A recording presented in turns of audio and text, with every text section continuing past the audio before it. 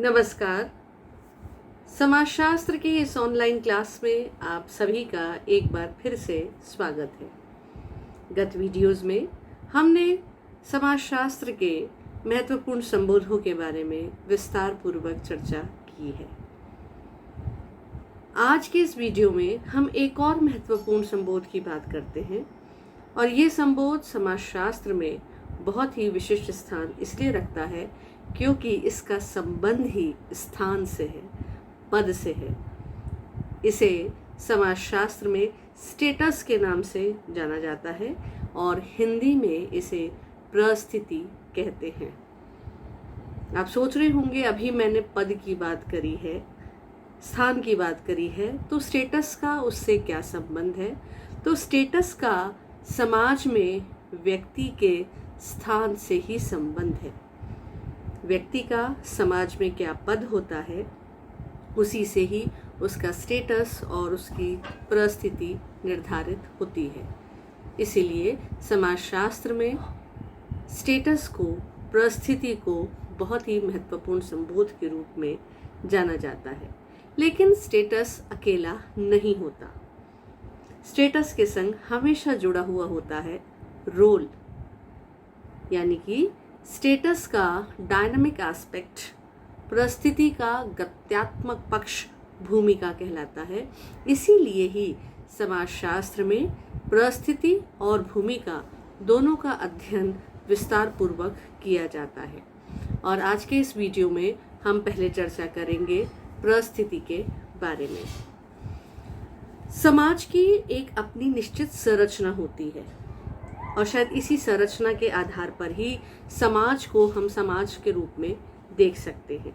इस संरचना का निर्माण निश्चित प्रतिमानों से होता है, सामाजिक संबंधों से होता है और शायद यहाँ पर जो व्यवस्था पाई जाती है उस सामाजिक व्यवस्था में एक स्थायीपन, एक सुचारूपन रहने के कारण ही समाज अपनी व्यवस्था के संग बना रहता है। समाज में व्यक्तियों के बीच में अंतरक्रिया होती है और अंतरक्रिया के परिणाम स्वरूप संबंधों का निर्माण होता है, जिन संबंधों के निर्माण और ताने बाने को ही समाज की संरचना का निर्माण करने में सहायता मिलती है। अधिकांश समाजशास्त्री सामाजिक संरचना शब्द का प्रयोग व्यवस्थित या प्रतिमानित ढंगों के लिए करते हैं, जिनसे व्यक्ति और व्यक्तियों के समूह परस्पर आपस में एक दूसरे से संबंधित रहते हैं। देखिए, ये ध्यान देने की बात है, समाज में कुछ भी यूं ही नहीं हो रहा है। हर चीज एक दूसरे से जुड़ी हुई है, कड़ियां एक दूसरे से बंधी हुई हैं और जब ये कड़ियां एक व्यवस्थित रूप से होती हैं, ऑर्डरली होती हैं, प्रतिमानित ढंग से होती हैं, पैटर्न्ड होती हैं, तो समाज में व्यवस्था बनी रहती है और इस व्यवस्था को बनाए रखते हुए ही समूह में व्यक्ति एक दूसरे के संग में जुड़ा रहता है। किसी सामाजिक समूह को एक संबंधों की संरचना के रूप में देखा जा सकता है और ये संरचना ही मानवीय अंतरक्रियाओं को और ज़्यादा सुविधाजनक बनाती हैं और उनका होने को संभव बनाती हैं। इसीलिए परिस्थिति और भूमिका को सामाजिक संरचना की लघुतम इकाई के रूप में देखा जाता है, क्योंकि जहाँ भी समाज है वहाँ पर परिस्थिति की बात है और जहाँ परिस्थिति की बात है वहाँ पर भूमिका को हम निगेट या नकार नहीं सकते हैं, क्योंकि परिस्थिति और भूमिका समाज की लघुतम इकाई के रूप में अपनी पहचान रखती है। इसलिए आज हम जानते हैं कि आखिर ये परिस्थिति है क्या। सामान्य रूप में इसे परिस्थिति, स्टेटस बोलते ही हर व्यक्ति समझ लेता है कोई स्थान की बात है, कोई पोजीशन की बात है। लेकिन जब हम समाजशास्त्रीय दृष्टिकोण से देखते हैं तो प्रत्येक समाज और समूह में जो अनेक पद पाए जाते हैं, उन पदों से व्यक्ति समाज में प्रतिष्ठित होता है और प्रत्येक व्यक्ति का अपने समाज में, अपने समूह में एक निश्चित या कोई ना कोई स्पेसिफिक पद जरूर होता है, जिसका समाज में एक दर्जा होता है और उसी दर्जे को ही, उसको ही समाजशास्त्रीय भाषा में परिस्थिति के रूप में जाना जाता है। जैसे कि अगर हम इस ऑनलाइन क्लास की बात करें तो मैं आपके लिए जो वीडियो लेकर के आई हूँ, तो यहाँ पर मेरी भी एक परिस्थिति है, और आप अगर इस वीडियो से कुछ सीख रहे हैं एज अ स्टूडेंट, तो आपकी भी एक परिस्थिति है। एक पोजीशन मैं होल्ड कर रही हूँ टीचर की, एक पोजीशन आप होल्ड करते हैं एज अ स्टूडेंट की। ना सिर्फ ऑनलाइन क्लास की बात हो रही है, हम रेगुलर क्लासरूम में भी स्टूडेंट टीचर रिलेशनशिप को जब देखते हैं, तो वहाँ पर एक टीचर का पद है और एक स्टूडेंट का पद है। ये पद समाज में व्यक्ति की प्रतिष्ठा का निर्माण करता है।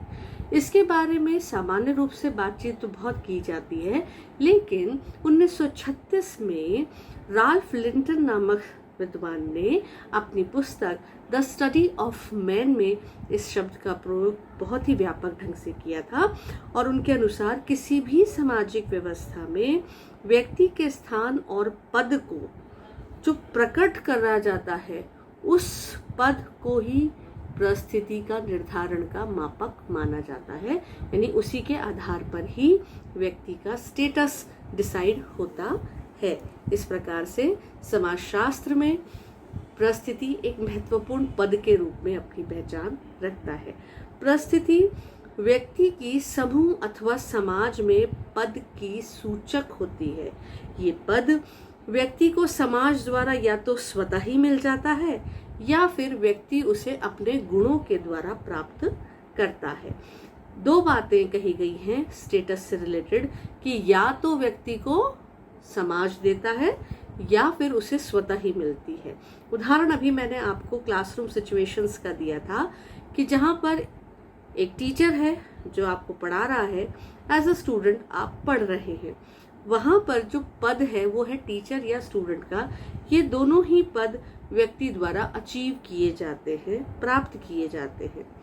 लेकिन एक टीचर मेल है या फीमेल है, या स्टूडेंट मेल है या फीमेल है, ये उसको अर्जित नहीं किया जाता है, बल्कि प्रदत्त होता है, और वो भी उसका स्टेटस का डिसीजन करता है।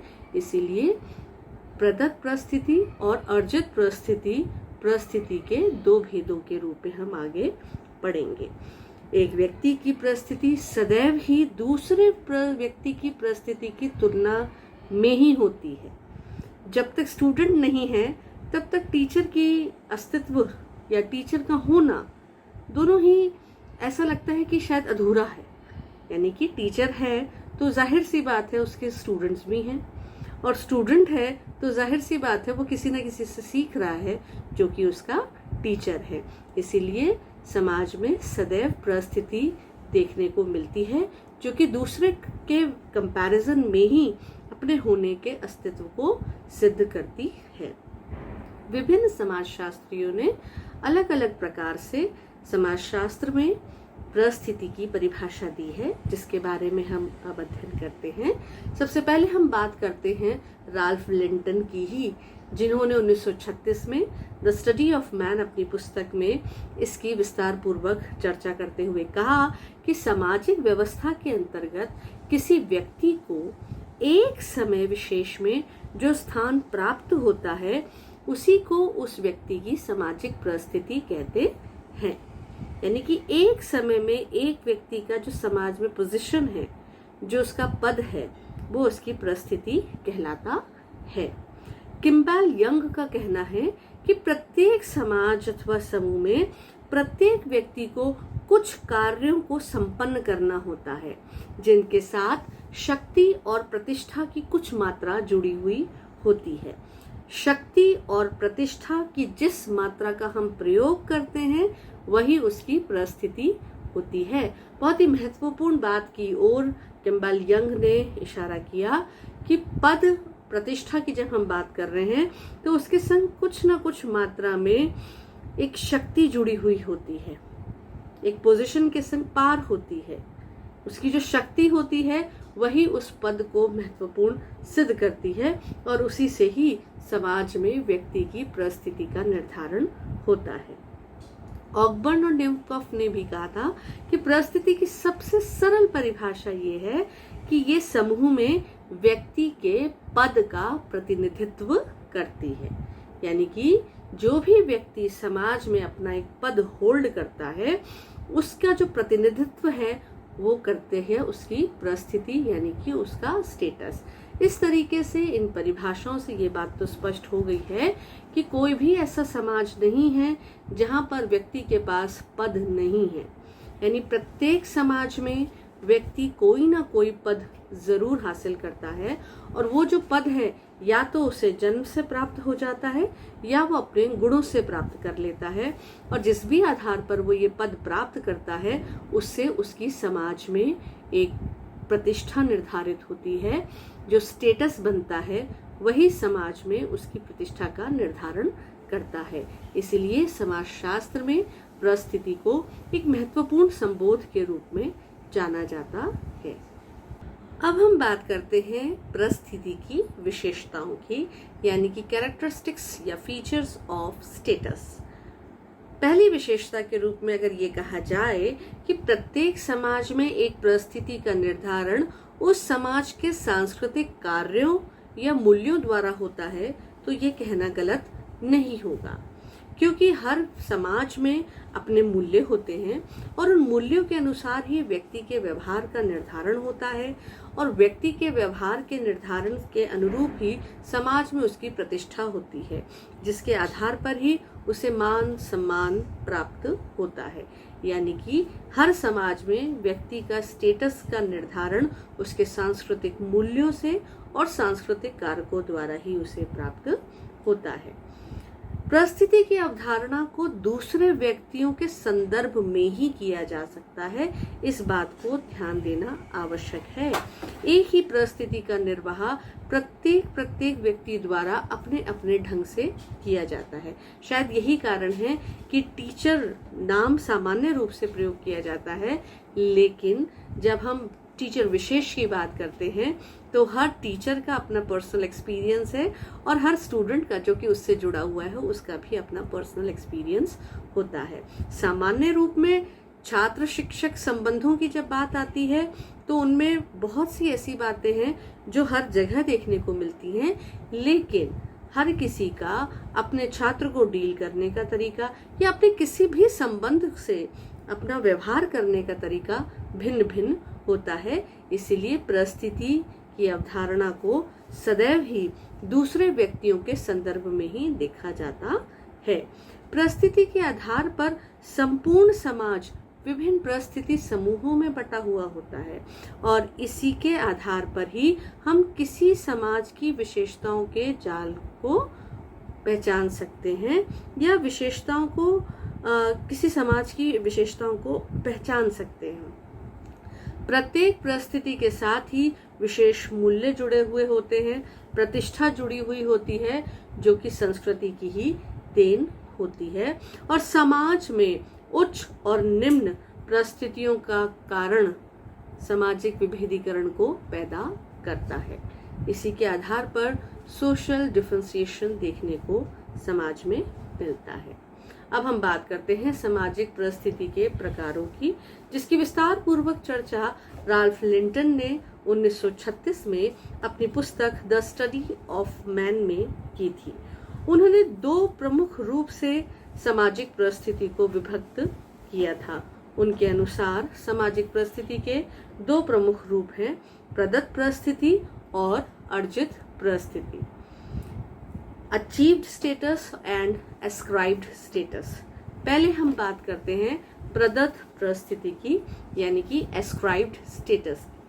जैसा कि नाम अपने आप में ही स्पष्ट कर रहा है, प्रदत्त यानी कि प्राप्त हुआ, यानी कि प्रदत्त परिस्थितियां वे परिस्थितियां होती हैं जो व्यक्ति को किसी परिवार विशेष में जन्म लेने व परंपरा आदि के कारण ही प्राप्त होती है। समाज में प्रदत्त परिस्थितियां पहले से ही मौजूद होती हैं जो नवीन जन्म लेने वाले प्राणी को प्रदान की जाती है। प्रदत्त परिस्थिति पर व्यक्ति का अपना कोई नियोजन नहीं होता। जब हम इसके आधारों की बात करेंगे, बेसिस ऑफ डिटर्मिनेशन की बात करेंगे, तो इन बातों को हम आसानी से समझ सकेंगे कि आखिर प्रदत्त परिस्थिति समाज में किस प्रकार से एक व्यक्ति को प्राप्त हो जाती है। तो इसमें सबसे पहला आधार जो हम देखते हैं वो है लिंग भेद। जन्म लेते ही परिवार में खुशियों का माहौल आ जाता है जब एक बालक जन्म लेता है, और उसी के संग ही बालक पैदा हुआ है, घर में लड़का हुआ है या लड़की हुई है, ये खबर भी परिवार में पहुंच जाती है और परिवार उसकी खुशियों में रहता है। लेकिन उस जन्म के संग ही उस बालक या बालिका की उस समाज में परिस्थिति का भी निर्धारण हो जाता है। इस बात से शायद आप लोग वाकिफ हो कि हमारे भारतीय समाज में भी कई ऐसी जनजातियां हैं जिसे मात्र सत्तात्मक या मैट्रियार्कल सोसाइटीज के नाम से हम जानते हैं। वहां पर माता की प्रधानता या मात्र सत्ता को अधिक प्रधानता दी जाती है। तो अपने आप ऐसे परिवारों में जिस बालिका का जन्म होता है उसका सामाजिक परिस्थिति या सोशल स्टेटस रिलेटिवली ज्यादा होता है, वहाँ अधिक महत्व बालिका जन्म को दिया जाता है। तो इस प्रकार से जिस समाज में बालक का जन्म हुआ है उसमें लिंग की क्या पोजीशन है, किस तरीके से वहाँ पर ट्रीटमेंट दिया जाता है बालक को, बालिका को, उसी के आधार पर ही उसका स्टेटस डिसाइड होता है। दूसरा स्टेटस डिसीजन का आधार एस्क्राइब्ड का जो होता है वो है आयु भेद। तो आप सभी जानते हैं कि जन्म के समय एक बालक है, बढ़ते बढ़ते शिशु अवस्था, बाल्य अवस्था, युवावस्था, प्रौढ़ावस्था, वृद्धावस्था को प्राप्त होता है और हर अवस्था का अपना महत्व होता है और समाज में अपने आप अगली अवस्था को अधिक महत्व दिया जाता है, सम्मान दिया जाता है।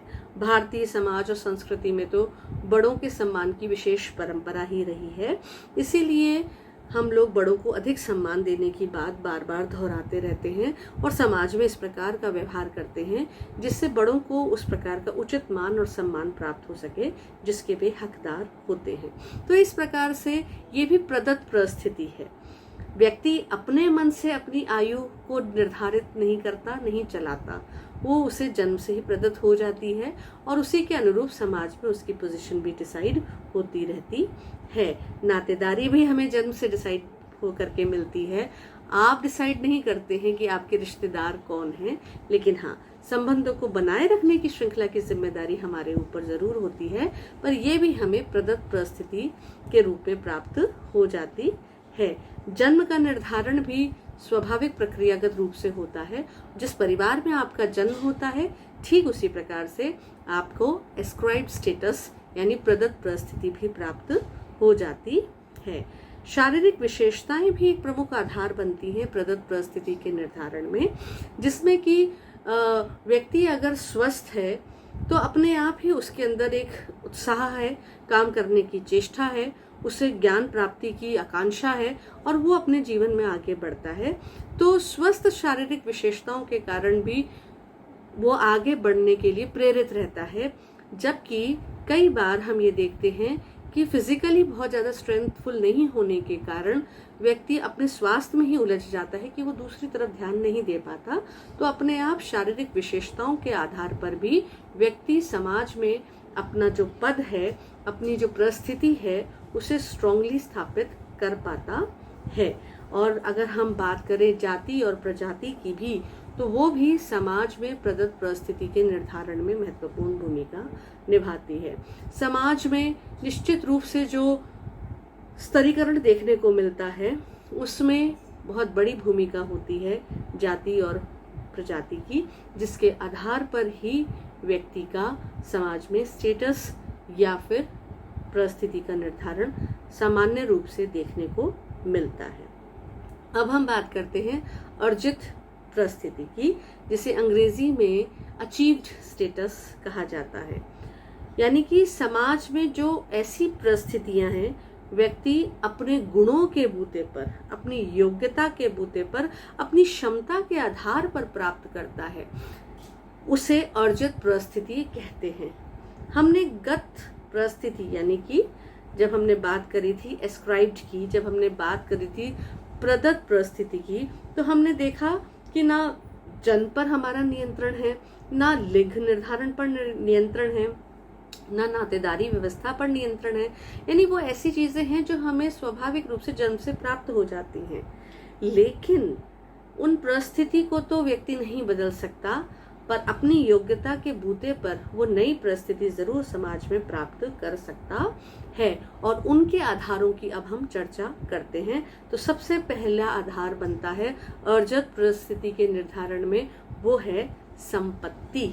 जी हाँ, आप भी देखते हैं समाज में बहुत आसानी से ये व्यवहार देखने को मिलता है कि जहाँ संपत्ति है उसकी समाज में, परिवार में अपना अच्छा पोजीशन, अपना अच्छा स्टेटस देखने को मिलता है। सगे संबंधियों का भी अक्सर व्यवहार संपत्ति जहाँ अधिक अच्छी देखने को मिलती है अक्सर उन्मुख हुआ देखा जाता है। जरूरी नहीं है ऐसा हो, पर ऐसा देखने को सामान्य रूप से मिलता है। इसलिए ये व्यक्ति अपने गुण, अपनी योग्यता, अपनी क्षमता के आधार पर अर्जित करके अपनी परिस्थिति में अर्जित गुणों को प्राप्त करता है।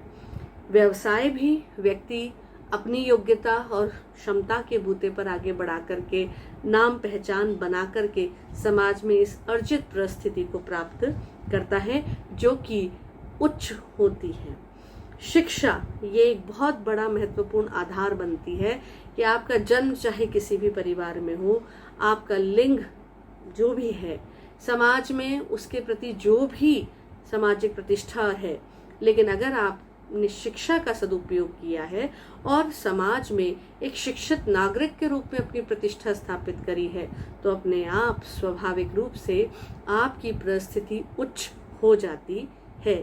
इसलिए शिक्षा अर्जित परिस्थिति को प्राप्त करने का एक सशक्त माध्यम बनती है। और शायद यही कारण है कि समाज में आज भी शिक्षा के महत्व को पहचाना जा रहा है और बार बार छात्रों को, बालकों को परिवार में, समाज में प्रेरित किया जाता है, जिसके द्वारा न सिर्फ वो स्वयं का जीवन व्यवस्थित करें, सुचारू करें, बल्कि समाज के लिए भी एक बहुत ही योगदान ऐसा दें जो कि अविस्मरणीय बनकर के सामने आए।